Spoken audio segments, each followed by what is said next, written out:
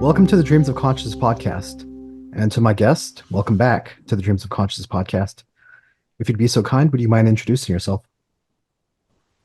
Hello everybody, hello all the metalheads, and I'm Dome, the guitar player in the band called Fulci, like the godfather of gore, Lucio Fulci. Jome, welcome back. Thanks for doing this again. If you Thank don't you for having me again. I hope you're doing good. if you don't mind, how would you describe the music of Fulci? What kind of music is Fulci? Eh, Not easy, but in a word, is like we try to do extreme music with horror vibes. So you can call it death metal, heavy metal, or whatever. But the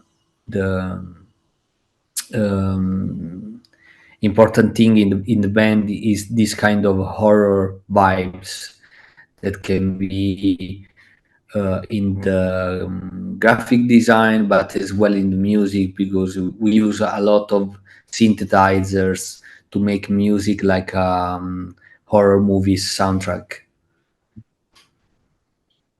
And the last time we spoke was in 2019, around the time your your album Tropical Sun came out. Do you want to tell listeners what's been going on with Fulci since then in the last 5 years? Yeah, yeah, many things, many things. I can't remember everything, but everything changed in the band. Like we started it as a three-piece band, like bass guitar, and vocals, and we used to play with a drum machine. But now we are a five-piece band with a real drummer and an additional guitar, and we did like other two albums since Tropical Sun, and like many single songs, and we did also a movie. Like we co-directed a short movie in 2022 called like our album Tropical Sun, and was a short movie inspired by the Lucio Fulci movie Zombie 2 or Zombie Flesh Eaters, depends which part of the world you are. And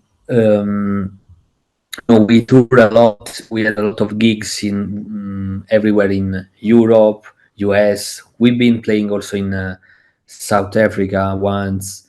So I think many things, positive things happened since then. And Tropical Sun was like the album that make all this possible, because it was very uh, welcome from the death metal fans and fans in general all over the world. So uh, everybody in the metal scene knows that album. So it paved the way for us in the heavy metal community, and also in the horror movies community. So um last month we just released our new album that again is based on a Lucio Fulci movie, and this time we choose the movie that is called The New York Reaper, and the album is titled Duck Face Killings. And we signed with a new record label, uh, an American record label called 20 Bucks Pin, and this label is very cool, and they are doing a great job on promoting the new album. So we are very happy. Yeah. And we'll speak about the new album in depth in a little bit. Um, I want to go back to something you mentioned. As you mentioned, when we spoke, you were recording and touring with a drum machine, and now you have a live drummer, Ito. How did Ito become involved? What led you uh, to get a full-time live drummer? Yes, it happened like naturally, because we did like almost 8 years playing with the drum machine. We did a lot of tours with drum machine, and it was cool because we missed a drum player, but we had on our back like a video screen to screen the scenes from the Lucio Fulci movie we like a lot, and that were linked to the songs, of course. So it was like a real cinematic death metal experience. We love to call like this. But at some point we started to play in larger venues and big stages, even outdoor, like open air, so during the daylight. So this kind of show was not possible anymore. We were during the daylight, three of us on a huge stage, and it was not like a nice show, like it you can perceive something was missing. So we started to look for a drummer, and we asked this guy that is called, his name is Edo. And I told him, look, we really like your style because he's in between death metal and a little bit of hardcore, and he's very groovy and technical drummer. So we told him, would you like to play some gigs with us, maybe just open air gigs where we cannot use the drum machine because it's too late, weak, and he told me, it was like a Tuesday in the middle of the week, and he told me, "Oh yes, of course. I see. I saw that you have a show this coming Saturday. So basically, like 4 days after." And he told me, "If you send me the set list, I will learn for Saturday, and on Saturday I can play with you." It was an opening show for Meshuggah, the Scandinavian band. So it was a huge show for us. And on Friday night we went in the rehearsal room, practice room, and he learned the song like better than me. So I told him, look, I mean, man, you are great. So if you like, you can jump in the band whenever you like, and play with us. And we started to have some gigs together. Everything was smooth. He's a cool guy. He really fit in the concept of the band. So we proposed him to record the new album. We already wrote the song with a drum machine, but we took some time to rearrange the song with a real drum to give more dynamic to the song. We took advantage of the drummer to make the album even more, punchy and groovy. And that's it. Now Edo is in the band actually, and he will tour with us in the next months as well. That's great. Does Edo come from Caserta, the same town as you in Italy? No, no, no, no, no. He's in the north of Italy, and actually, everybody in Fulci moved from Caserta, except Ando, the other guitar player that still lives in Caserta. But the singer Fiore is in Rome, and me and the bass player are in Milan, based in Milan. And Edo is living nearby Milan. He's from here, this area, so he's from the north of Italy. Okay. Uh, so you mentioned that the live backdrop that you were using when you played live changed when you started playing bigger venues. But I'm curious, was it harder to mic or mix the drum machine live when you were playing bigger venues? Was there a difference in sound? No, actually, I still prefer to play with a drum machine actually, because because everything is easier. You just go on tour with a very small SD card, with the drumming inside. You put it in the drum machine, and that's it. You can go everywhere. Well, with a real drummer, you have all this snare, the kick, the cymbals, and all the, it's large, it's huge, Yeah. and you have to bring on the stage, put the microphone on everything, and do the sounds every time. While on the drum machine, you just hit play, just volume up, and that's it, and the sound is always sharp and punchy, wherever you play, in a small club, huge venue, or open air. The sound is always the same. You don't have, you know problems with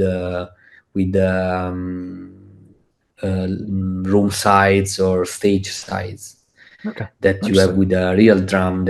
So yeah, so now we need, of course, when we'll go to play, we need like, a sound engineer that will come with us to, to mix the sounds that we didn't have before with the drum machine, because it was easier. Yeah. But your other guitarist Ando is also an engineer, right? Yeah, yeah, yeah. He's a sound engineer, and he got his own studio, like recording studio in Caserta, that is called Till Death Recording Studio, and he actually recorded all the Fulci discography. So he's playing in the band officially since maybe 3 years, but actually he's in the band since the beginning, because even the demo from Fulci was recorded by Ando. How did Ando go from being your recording engineer to being a full-time member of the band, your live guitarist?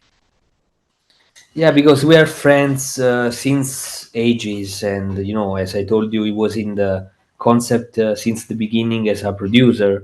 So at some point, I wrote a lot of songs where there were like riffs and melodies that where you really need two guitars.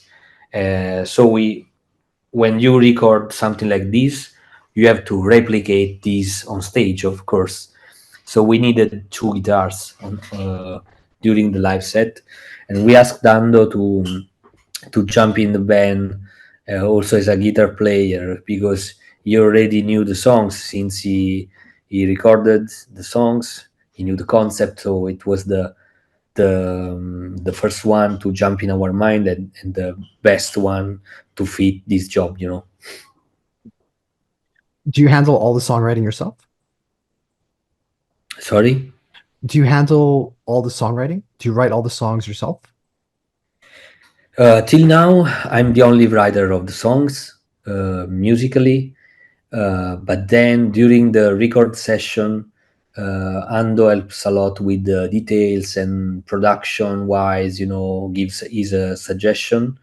But actually, the music is written by me, and the lyrics are written by Fiore. I mean, he just write the concept of the song, the lyrics of the songs, but then we work together, because since I know very good the music, I can try to put the words in the right place of the song. So I do the metrics for the lyrics together with Fiore. So actually, I took care of the main thing, and Ando and Fiore helps a lot, with music details and with lyrics themes. The only one that is doing nothing is Clem, the bass player. He just come to play, drink beers, smoke, and having fun. That's it. But we like him for that. He can help carry the drums on stage now. But he do a lot with the sorry, Clem can do a lot with graphic design, because he's a tattoo artist, and Okay. he helps with merchandising a lot. So all the graphics um, are developed by many artists, but also by me and Clem, that give the artistic direction to the merchandising and the artworks and so on. So let's talk about Duck Face Killings. It was released in August through 20 Buck Spin, and as you mentioned, it's inspired by the Lucio Fulci movie New York Ripper. Yeah, So you've right. you've drawn you've drawn from Fulci extensively, not just your band name, but um, all the lyrics and artwork for your albums. Why New York Ripper? Why did you choose this movie this time? Why not? Okay. No, I'm joking. I mean, Till now, I mean, till Duckface Killings, we choose mainly movies where the main characters were zombies, or anyway, like dark and gothic themes. At this point, we wanted to develop a new album with a different vibe. So we were thinking to choose a slasher movie, more like a giallo movie, uh, that was not about supernatural things, or zombies, or something more real, more about killer.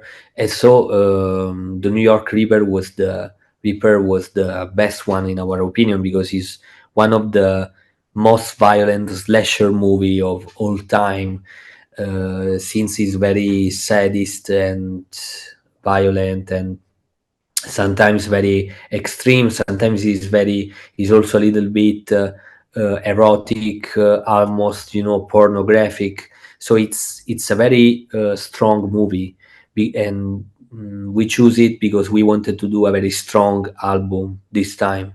So if you listen to the music, the riffs are very sharp and like knives, and the lyrics are very violent because they're inspired by a violent movie. The main references for this album were, among the many references, there was the album from Cannibal Corpse, titled The Bleeding, where the lyrics and the themes of the album are very very extreme. And of course this album was censored at the time because of the lyrics. So we wanted to do something very extreme, something very aggressive. That's why we choose this movie. Yeah. Uh, So, do you usually have the movie in mind before you start writing the music?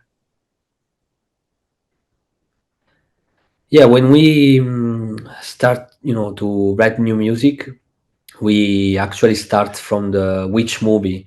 Um, we choose the movie to base the album on, and after we watch the movie again and again, because we already watched the many times the Fulci movie. We know them very well. But when we pick the one we want to investigate and develop the album on, we watch it again and again, and we try to focus on some details that maybe we missed, because when you watch the movie, just to watch it, you look at it, and you have an experience. But when you watch the movie thinking that you have to write some music on it, or for it, or based on that story, you watch in a different way. So you start to pick some details that maybe you didn't notice before, and you start to imagine how the story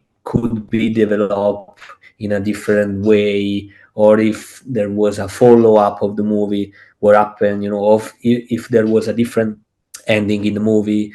And you start to study all the character of the movie to make like a psychological profile of the characters. And this helps us a lot in developing, of course, the lyrics, but also the music, because with the music you can give the right vibe to the story and to the album.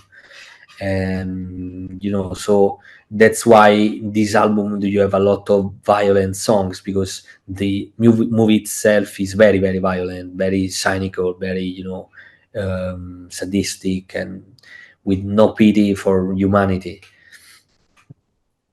You have a few guests appear on the album.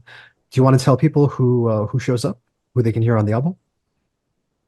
Yeah, we had some guests that actually um, were chosen because the things I was saying before, because the movie itself needed something different from what usually we do as Fulci as a band. So we of course we wanted some hip hop vibes in the album because it was placed in the sorry, the movie was placed in New York of the beginning of the 80s, a city that was fucked up at that time because there was crime, violence on the streets, and in the movie you can see that, and you can perceive that by the soundtrack that is very funky style, so with the brass and saxophones, and this kind of soundtrack was very urban. But if you think to shoot this movie nowadays, for example, what is the best soundtrack to give this urban vibe? And in our opinion, is hip hop, is rap music that gives this kind of urban attitude, urban vibe to the image, So that's why we ask Lord Goat, that aka Goretex, that is a New York rapper from this band called Nonfiction. And all the band is made of rappers, but they are actually metalheads because they really like metal music. If you look at their logo, it's like a rip-off of Voivod logo, and they are huge fan also of horror movies. So when we asked Lord Goat to appear as a guest in this album based on the New York Reaper, he told us, of course, guys, I really know I know well the movie. I know Lucio Fulci, and I really like death metal. So why not? So it was like a very interesting connection, and it gave the album this kind of urban vibe that is actually very far from the standard, let's say, death metal rules. But we don't care about breaking the rules if it makes sense in telling the story. And also in the album we have Web from Skinless, the American band, on a specific song that is titled Human Scalp Collection. That it's like this got a featuring because it's a sort of outsider song, because it's the only song not about the New York River, but it's about another movie based in New York, more or less at the same time of New York River, that is titled Maniac. And we wanted to add this story in the album because we think that Maniac and the New York River are very, very connected. And of course, Lucio Fulci was influenced by this movie also when he directed the New York River. So for to underline this difference, we asked the singer from Skinless to appear in this song. And also we have another featuring in the last song of the album that is called Il Miele del Diavolo, where you have this kind of doomy ending song where at some point there is a saxophone on it, and it gives this kind of sad and painful New York vibe, that we wanted to give to the album. And also we have another band from Italy that is called Dresser Lamorosi in the track that is called a Blade in the Dark. These guys are very cool. They do like soundtracks for movies that actually doesn't exist, but the vibe of the song every time change. They have like crime soundtrack style song, they have a horror style song, they do develop like many kind of styles based on the vibe they want to give. So they asked them to develop a song together with us to give this kind of let's say maybe it's a little bit soft porn music soundtrack, because we wanted to give this kind of vibe to the album because there is a lot of soft porn scene in the movie. So I think it's one of the coolest track of the album. So is that the keyboard part on the second track? Second track, yeah. Yeah. Okay. Interesting. So the keyboards have been uh, on the previous album. before Duckface Killings, there's more keyboard parts. When you spoke about um, the influence of Fulci, uh, the kind of keyboard and like almost synth rock 80s style that he had for the soundtrack is prevalent in some of your recent albums. Um, do you have that? Do you write out that stuff on your own before you bring in the collaborators? Yeah, actually, we still do that because we cannot ask. We cannot have many featuring in the album. It's difficult also to involve many people at the same time. So I also write by myself some synthesizers and ambient soundtrack music, and I have like a moniker that is TV Crimes that you can see every now and then in the Fulci albums because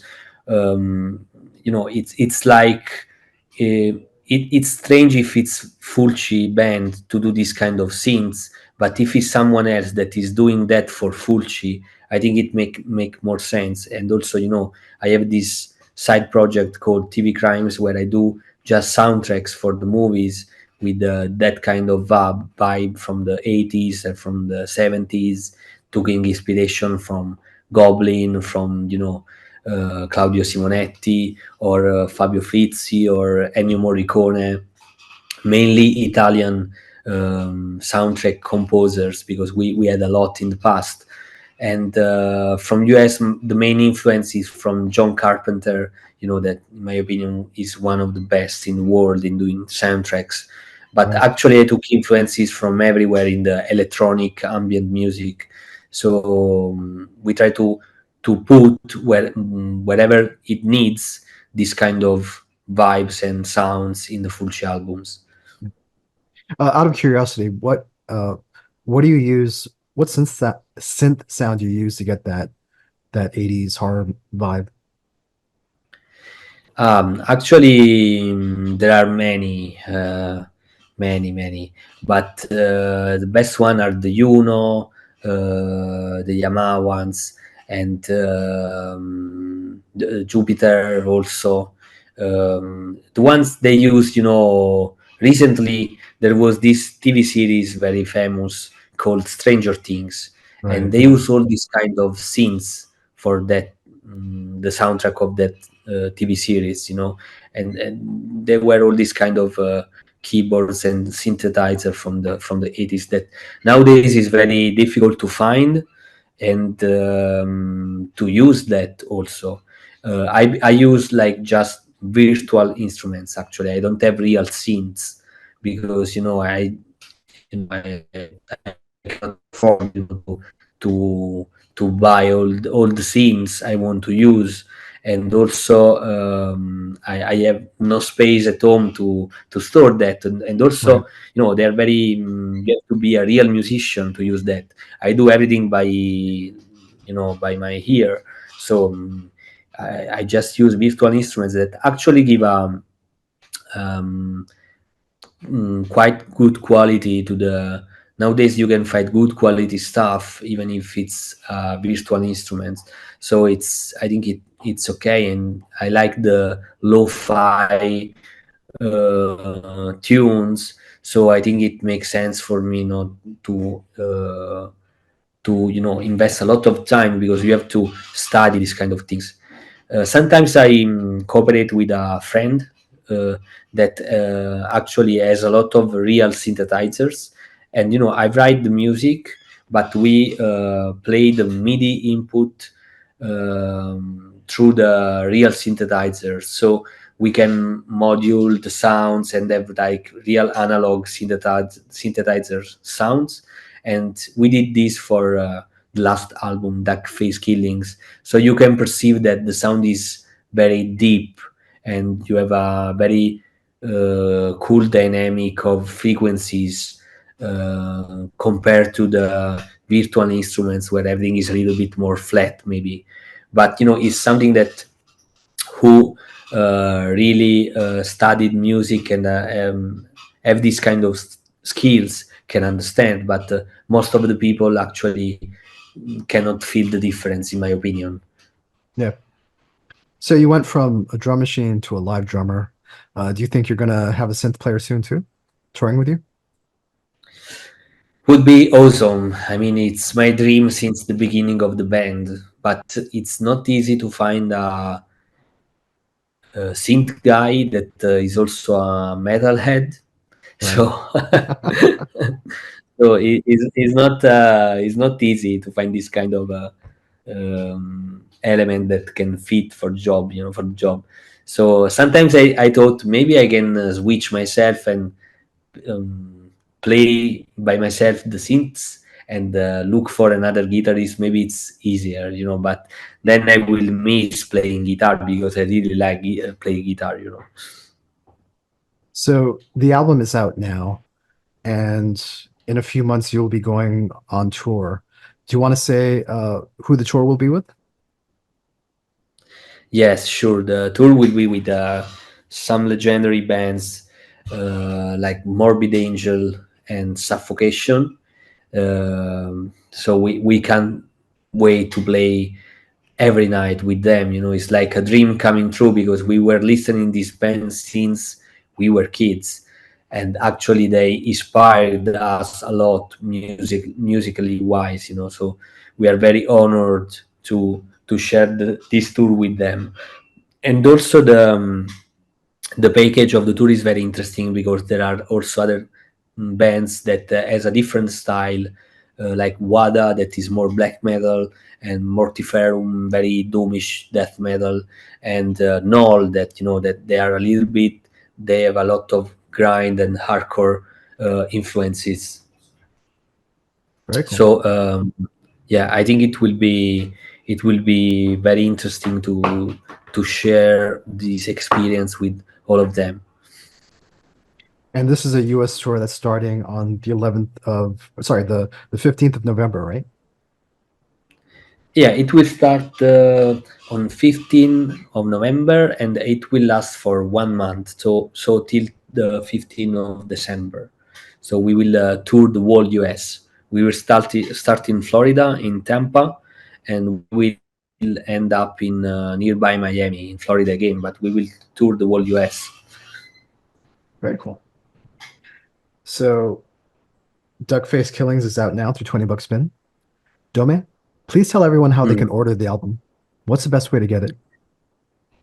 Oh, actually, you can order everywhere because I saw that every distro everywhere in almost all the world has this album in their distro. So, but actually, the best thing would be to order from 20 bucks pin on their website because we have also the limited edition colors and also the merchandising of the album that it's with the album cover designed by Wes Van Scoder that is that did a really great job doing this album cover. He designed many album covers for huge bands like Slayer, like Mortician and Cattle Decapitation, and he did a great job for us. So having the T-shirt with his own graphic is, I think, it's very cool, and you can find it only on the 20 bucks pin store. And of course, you can find other albums on our previous label that is called Time to Kill Records. And if you want to buy the digital uh, albums, you can buy on our Bandcamp. You can just type Fulci Cult on Bandcamp, and you can find also merchandising. We have a US store called Night Shift and a European store called international store called Serimal. And if you are down to Australia, you can find our patches and some other cool stuff from Pull the Plug in Australia. So we are almost everywhere, and we like to spread the word with the Fulci stuff. Yeah. And if people want to follow Fulci online, what's the best way to do that?